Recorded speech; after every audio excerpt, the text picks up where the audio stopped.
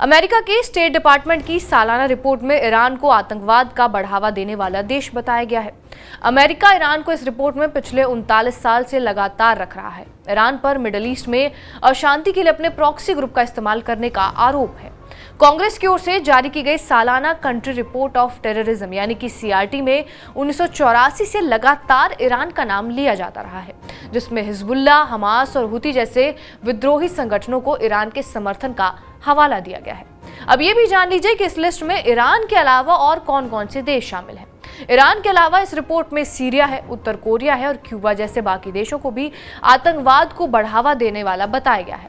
हालांकि सबसे ऊपर इस लिस्ट में ईरान को रखा गया है। इस लिस्ट में ईरान 1979 की क्रांति के 5 साल बाद से ही लगातार आ रहा है। इससे पहले किसी भी देश को इस लिस्ट में नहीं डाला जाता था।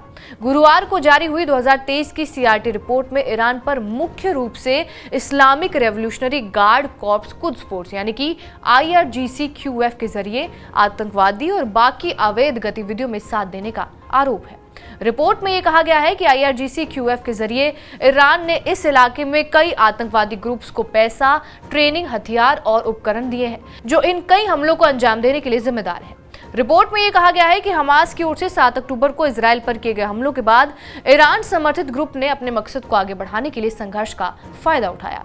रिपोर्ट में यह बात भी कही गई है कि इस बात का कोई सबूत नहीं है कि ईरान को इजराइल पर 7 अक्टूबर को किए गए हमास के हमलों के बारे में पहले से पता था, लेकिन हमास को लंबे समय से दी जा रही उसकी मदद ने हमास को हमले को अंजाम देने में सक्षम बनाया।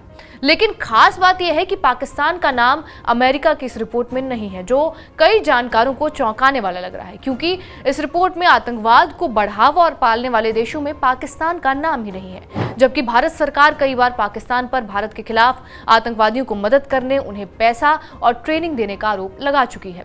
बता दें कि अमेरिका की आतंकवादी लिस्ट में कई ऐसे पाकिस्तानी आतंकवादी शामिल हैं जिन्हें पाकिस्तान ने गिरफ्तार तक नहीं किया है। इसके अलावा भारत ने एक मामले में अमेरिका से आतंकी पन्नू के बैंक खातों और मोबाइल नंबर्स की भी डिटेल मांगी थी। वॉशिंगटन ने जानकारी साझा करने से इनकार कर दिया। भारत और अमेरिका के बीच आतंकवाद के खिलाफ सहयोग करने का करार है, इसके बावजूद भारतीय जांच एजेंसी की मांग को ठुकरा दिया गया।